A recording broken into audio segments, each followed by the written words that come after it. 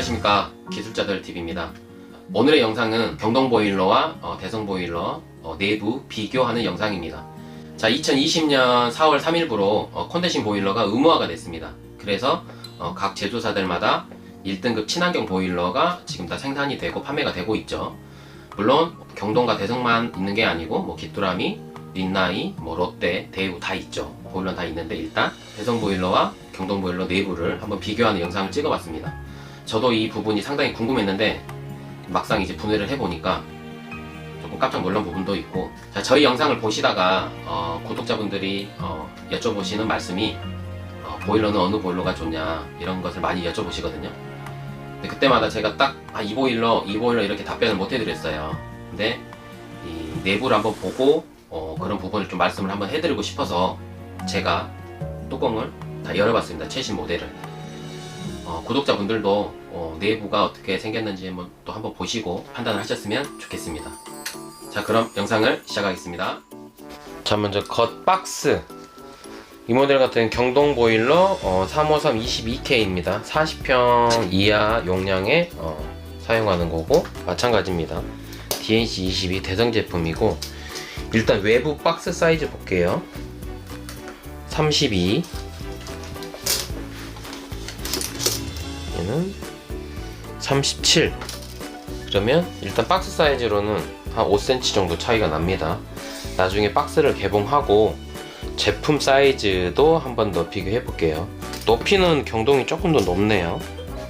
한 2.5cm 정도. 자, 그럼 박스 개봉을 시작해 보겠습니다.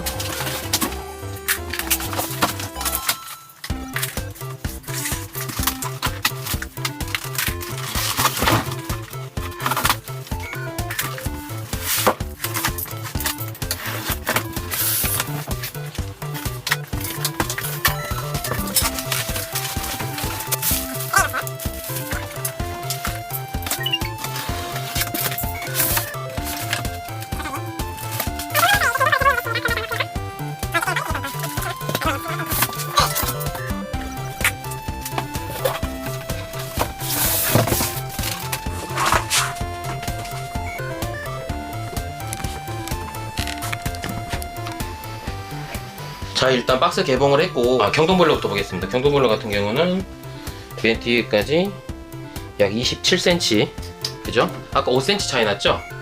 그러면 또 이렇게 해보면은 27cm를 보면은, 자, 대성은 이렇게 앞에가 이렇게 블록 튀어나와 있죠. 약 29cm 정도 되니까 2cm 정도, 3cm, 2cm 정도 차이가 나죠. 그러면 박스하고 비교했을 땐 3cm 차이인데, 지금 이 안쪽에 보시면, 이 안쪽 한번 볼게요. 이 안쪽에 보시면 이쪽이 이제 그 자멸 쪽이거든요. 자멸 열경기 쪽인데, 내부를 보시면 까만색 플라스틱입니다. 까만색 플라스틱. 마찬가지 경동도 까만색 플라스틱입니다. 사출이죠, 사출. 자멸이니까 사출로 되어 있는 겁니다. 이제 이게 사출로 되어 있다 보니까 운반 중에 충격을 받으면 가끔씩 이 자멸이 파손되는 경우가 있어요. 그래서 대성은 박스 자체는 좀 많이 큽니다. 실질적으로 보면 경동에 비해서는 박스는 많이 크지만 최종 사이즈를 보면은 그래도 한 3cm 정도는 더 차이가 나죠. 최종으로는 2cm 정도, 두께에서는 대성 보일러가 2cm가 큽니다. 그러면 가로 사이즈는 42cm, 가로 사이즈가 딱 40cm네요. 좌우로 그러면은 2cm씩 큽니다. 대성 보일러가 2cm씩 이렇게 보시면 되겠네요. 자, 그러면 이제 보일러를 내부를 한번 비교를 해보겠습니다.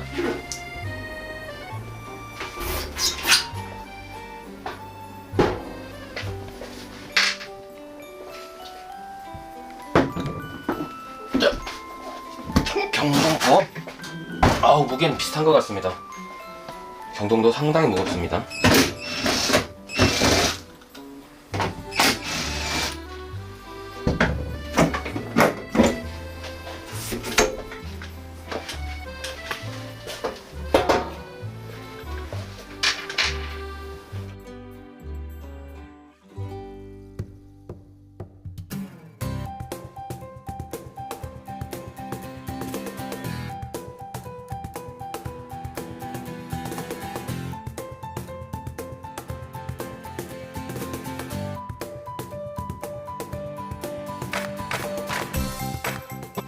대성 보일러와 경동 보일러 내부 저도 궁금했습니다. 지금 처음 뜯어보거든요. 이 두 회사를 한번 비교를 해볼게요. 나중에 뭐 기뚜람이나 린나이는 아마 지금 신모델이 또 나오다는 얘기가 있기 때문에 일단은 이게 이제 경동하고 대성은 주력 모델이니까 이 모델로 설명을 한번 해드릴게요. 저도 처음 본 거라 좀 신기하기도 합니다. 일단은 가장 먼저 연소실, 뭐 전열실, 잠열실 그러죠. 대성은 잘 보시면 제가 볼 때 가장 큰 차이점이 대성은 얘가 순동입니다. 이 옆쪽에서 보시면은 그쵸? 옆쪽에서 보면은 메인 열교환기가 그쵸? 순동으로 되어 있고 그리고 경동은 스테인리스입니다. 일단은 이 부분이 가장 큰 차이점인 것 같아요. 이 부분이 스테인리스죠. 가장 큰 차이점으로 보시면 되고 스테인리스와 그리고 순동의 차이점은 열 전도율이 약 29배 정도 차이가 납니다. 이제 스테인리스와 순동을 쓰는 회사마다 근데 스텐은 뭐 어떤 부분에서는 스텐이 유리하다 그리고 순동은 뭐 어떤 부분에서 순동이 유리하다 그렇게 서로 주장을 하죠. 근데 아무래도 뭐 그 회사의 마인드인지 기술력인지까지는 저도 알 수는 없는데 일단은 대성 같은 경우는 메인 열교환기가 순동 그리고 경동은 지금 스테인리스입니다. 그렇게 보시면 되고 다음에 이제 자멸이죠. 자멸 2차 열교환기입니다. 지금 가스는 둘 다 똑같아요. 이렇게 올라가서 여기서 공기와 가스를 희석을 해서 이렇게 불이 아래로 거꾸로 타죠. 컨덴싱 보일러는 다 거꾸로 탄다고 거의 거꾸로 탄다고 보시면 됩니다. 기뚜라미가 거꾸로라서 거꾸로 타는 게 아니고 컨덴싱은 다 불이 이렇게 거꾸로 타요. 그리고 여기서 1차로 가열이 되고 2차 가열이 되고 그 다음에 여기서 남는 열이 나오잖아요. 이 열이 이 보일러 뒤쪽에 보시면은 처음에 보시면 그 사출 그 보셨죠? 이 뒤쪽으로 해서 이 열교환기 뒤쪽으로 해서 이쪽으로 가스가 배출이 됩니다. 경동도 마찬가지예요. 가스가 이렇게 올라와서 팬에서 당겨서 내려왔다가 뒤쪽으로 해서 이렇게 배기가 되는 구조죠. 네. 자 그러면은 일단 명칭부터 한번 알려드릴게요. 지금 보시면은 위쪽에 아까 이거 말씀드렸죠? 연소실입니다. 연소실 메인 열교환기고 전열실, 뭐 잠열실 그렇게 얘기하죠. 마찬가지 열교환기, 전열실 이렇게 돼 있고 그리고 보시면은 이게 이제 가스를 열어주는 부품입니다.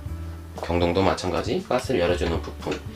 이게 예전 보일러하고 완전히 바뀌었어요. 예전 보일러는 솔레노이드 방식으로 1차, 2차를 열어서 보일러가 점화될 때 딱딱 또는 뭐 딱 이런 소리가 보일러에서 들렸거든요. 이 모델들은 그런 소리가 거의 안 들립니다. 가스를 제어하는 게 예전에는 이제 비례변이라 그래가지고 가스를 제어하는 그 전류로 인해서 가스를 제어를 했는데 지금은 이 팬 있죠. 이 팬이 급기팬이라고 보셔야겠죠. 급기팬입니다. 이 팬 속도에 의해서 여기서 가스압이 조정이 됩니다. 근데 경동도 처음 봤는데 경동도 마찬가지 대성하고 경동하고 이 가스를 열어주는 부품이 이 타임이라는 회사 같은 회사입니다. 같은 회사. 예전에는 가스를 열어주고 비례변에서 이렇게 전류로 인해서 가스 양을 조절을 했다면 지금 제품들은 이 팬 속도에 의해서 팬이 세게 돌면 가스를 많이 당기고 팬 속도가 줄어들면 가스를 적게 당기기 때문에 이 팬 속도로 불꽃을 조절한다고 보시면 됩니다. 그러다 보니까 소음이 엄청나게 줄어들었어요. 두 제품 다. 이 점화시에 둘 다 보일러가 가동이 되는지 가동이 안 되는지 좀 쉽게 판가름하기가 조금 힘듭니다. 저희가 설치를 해보니까 네. 그 정도로 일단 보일러는 조용해졌고 자 일단 거버는 위치는 위아래가 다르죠. 대성은 위에 있고 경동은 아래에 있고 아마 소음 때문에 거버는 위치가 다를 수도 있습니다. 뭐 기술력 차이일 수도 있고 그리고 난방 펌프 이게 난방 펌프죠. 난방 여기서 가열하는 물을 돌려주는 펌프입니다. 수납 펌프. 그리고 이제 이쪽에 보시면 얘는 전자밸브 보일러에 물이 없을 때 물을 채워주는 부품이죠. 이게 이제 물탱크가 되겠죠. 이게 똑같이 물탱크. 그리고 뭐 물통도 위쪽에 붙어 있는 것들은 센서입니다. 물 수위를 감지하는 센서. 그리고 이제 이쪽에 보시면은 대성 이쪽에 있네요. 삼방 밸브. 난방과 온수의 길을 바꿔주는 부품입니다. 경동은 이 안쪽에 들었어요. 이 안쪽에 들었죠. 삼방 밸브가. 탐방 밸브 AS 하기는 경동보다는 대성이 조금 쉽겠네요. 위치가. 그쵸? 그리고 여기는 이제 메인 컨트롤 박스. 마찬가지 메인 컨트롤 박스죠. 보일러의 모든 동작을 지시하는 머리입니다. 머리. 컨트롤 박스, 뭐 PCB라고도 하죠. 그리고 가장 큰 부품들은 이렇게 있고, 이쪽 안쪽에 여기 은색으로 되어 있는 거 있죠. 이게 이제 온수 열 교환기입니다. 온수 열 교환기. 경동도 마찬가지 온수 열 교환기가 이쪽에 있습니다. 원래 대성은 이제 이쪽 뒤쪽에 있었고, 경동 같은 경우는 그전 모델들은 이렇게 앞쪽에 이렇게 세워지고 그랬었거든요. 근데 이번은 완전히 뒤쪽으로 다 붙었네요. 온수 열 교환기가. 네, 온수 열 교환기. 온수 열 교환기의 역할은 온수를 사용할 때 온수물을 여기서 간접 가열을 해주는 거예요. 네, 난방물이 여기에 빙글빙글 이렇게 돌고 있을 때 온수가 지나가면서 뭐 나 좀 데워줘 이런 식으로 간접 가열을 해서 나오는 겁니다. 그래서 난방물이 절대로 온수로 나올 수는 없죠. 부품이 고장 나지 않는 한은. 그리고 경동은 여기 아까 이거 빼먹었네. 경동은 물을 채워주는 전자밸브가 이 안쪽에 있습니다. 안쪽에 있고, 자 지금 보시면은 이거 같은 경우는 응축수 트랩입니다. 응축수 트랩. 마찬가지 응축수 트랩. 응축수 트랩은 이게 뭐냐 그러면은 일반적 보일러하고 다르게 컨덴싱 보일러는 물이 나옵니다. 이 물이 나오기 때문에 그 물 나오는 호스를 연결을 해야죠. 여기 보시면 이쪽에 호스 연결한 데가 있고, 대성도 마찬가지 이쪽에 호스 연결한 데가 있습니다. 차이점은 대성은 여기에 나사가 돼 있고, 나사가 돼서 뭐 부속도 연결할 수 있게끔 돼 있고, 경동 보일러는 그냥 민자로 호스만 그냥 이렇게 딱 낄 수 있게끔 돼 있네요. 모양은 조금 다르긴 한데 거의 비슷합니다. 모양도 거의 비슷하고, 그리고 이쪽에 보시면 안쪽에, 경동은 안쪽에 온수를 감지하는 유랑흐름 스위치, 유랑흐름 스위치가 이쪽 뒤쪽에 있고, 대성은 온수를 감지하는 센서, 이제 유수 감지기라 그러죠. 대성은 이쪽에 있네요. 이 유수 감지기는 물을 딱 틀었을 때 물이 흐르면 보일러가 감지를 해서 보일러가 점화가 되는 방식입니다. 순간식 모델이다 보니까 물을 딱 틀었을 때만 온수가 작동하죠. 그리고 그리고 이건 이제 점화기입니다. 불꽃을 이렇게 지지지지지 불꽃을 튀겨주는 점화기죠. 마찬가지 경동은 이쪽 앞쪽에 있네요. 점화기가 이쪽에 있고, 그리고 이제 이게 여기 보시면 얘가 이제 스파크 플러그라 그러죠. 이렇게 여기서 점화기에서 고압을 튀겨주면 이렇게 지지지지 가스레인지처럼 지지지지 해주는 거고, 얘도 마찬가지 여기 두 개, 요게 불꽃 지지지지 해주는 거고, 보시면 얘도 3개고 얘가 3개죠. 하나 남는 게 있어요. 얘가 남는 거. 얘 하나 남고 얘도 남죠. 얘는 보일러가 불이 붙었을 때 감지를 합니다. 아, 불이 붙었구나 하고 얘가 감지를 하면 점화기가 지지지 하는 게 멈춥니다. 멈추고 불을 안착을 시켜주는, 그것을 감지하는 센서라고 보시면 되겠습니다. 센서. 네. 그리고 나머지들은 이제 거의 센서류가 많습니다. 뭐 이거 과열 방지 센서 여기 있고, 대성 과열 방지 센서 여기 있네요. 보통 90도, 93도가 뭐 이상이 되거나 그러면은 보일러를 정지를 시키는 과열 방지 센서입니다. 그리고 나머지들은 센서류가 엄청 많아요. 센서가 보시면 여기 배기 센서, 배기 센서 온도를 감지하는 거. 마찬가지 대성도 이 안쪽에 배기 센서가 있습니다. 배기 센서 온도 감지하는 게 있고, 나머지는 뭐 이쪽 같은 경우는 난방 센서네요. 난방 센서가 이쪽에 있고, 경동도 마찬가지 이쪽에 다 센서가 있네요. 센서류가 다 있고. 네. 그러면은 설명은 거의 다 끝난 것 같습니다. 이게 보일러가 가장 큰 차이점은, 나머지 보시면 다 똑같죠. 가스 열어주는 부분, 펌프, 뭐 산방 밸브, 트랩, 뭐 전자 밸브, 팬, 뭐 센서류 다 똑같은데 가장 큰 차이가 여기에요. 여기 연소실 열교환기라 그러죠. 열교환기. 마찬가지 열교환기. 자, 열교환기가 지금 가장 큰 차이점인데, 이 컨덴싱 보일러다 보니까 이렇게 연통이 여기가 연통이잖아요. 연통이 이렇게 상향으로 설치가 되거든요. 보일러가 똑같이 경동도 이렇게, 대성도 이렇게고. 그러다 보니까 이 컨덴싱 보일러는 응축, 결로 현상으로 인해서 물이 많이 생깁니다. 그래서 항상 연통에서 생긴 물이 이 뒤쪽으로 들어와요. 이렇게 들어오죠. 이렇게 타고 들어옵니다. 보일러 가동될 때. 물론 외부에서 피가 정말 많이 오거나 그러면은 연통에 드레인 홀더가 있어도 물이 들어오는 경우도 있어요. 그러면 이쪽으로 물이 들어와서, 마찬가지죠. 들어와서 여기 트랩적으로 해서 물이 해서 배출이 되는 겁니다. 마찬가지 똑같이. 근데 이제 마찬가지 여기만 생기는 게 아니고 이 내부에서도 결로 현상으로 물기가 발생할 수가 있어요. 그렇기 때문에 콘덴싱 보일러의 제가 봤을 때 가장 큰 단점은 여기 연소실, 여기에서 물이 샜을 때는 비용이 상당히 많이 나옵니다. 그래서 뭐 인터넷 같은 데 검색을 하시면 콘덴싱 보일러는 안 좋다 막 그런 얘기를 하잖아요. 그게 가장 단점인 것 같아요. 이쪽에서 물이 생기는 것을 얼만큼 누수 없이 배출을 시키느냐, 예, 그렇게 보시면 될 것 같아요. 지금 이쪽은 보시면 경동은 다 이렇게 절곡을 해놨습니다. 이렇게 딱 꺾어놨다 그러죠. 연결 부위, 얘하고 얘하고 다른 거죠. 이렇게 절곡을 해놨고, 절곡 부위가 피스가 없습니다. 피스가 없이 여기 잘 보면은 스포트 용접이 되어 있어요. 이렇게 태그 용접이죠. 스포트 용접이 되어 있고, 대성은 이렇게 피스가 박혀 있죠. 피스가 박혀 있고, 물이 한 번 더 방지하기 위해서 지금 열에 견디는 내열 실리콘이 이렇게 발라진 모습이 보이고, 경동은 아예 안 보입니다. 그냥 스포트 용접에 절곡이 되어 있고, 하부도 마찬가지예요. 하부는 여기가 이제 쉽게 말씀드리면 물바지거든요. 물바지. 여기도 물바지죠. 이렇게 다 물바지거든요. 이렇게 이제 물바지인데, 여기서 만일 물이 넘치거나 하면은, 여기가 트랩이 막히거나 이물질이 생기거나 하면은 이쪽으로 이제 물이 오버할 수가 있죠. 그래서 지금 경동은 지금 보시면 여기에 피스가 싸져 있어요. 새지 않게끔 피스가 되어 있고, 대성 같은 경우는 이 자체가 이게 대성도 특허라 그러던데 아직 용접이 돼 있어요. 이 자체가 물이 셀 공간이 단 1도 없습니다.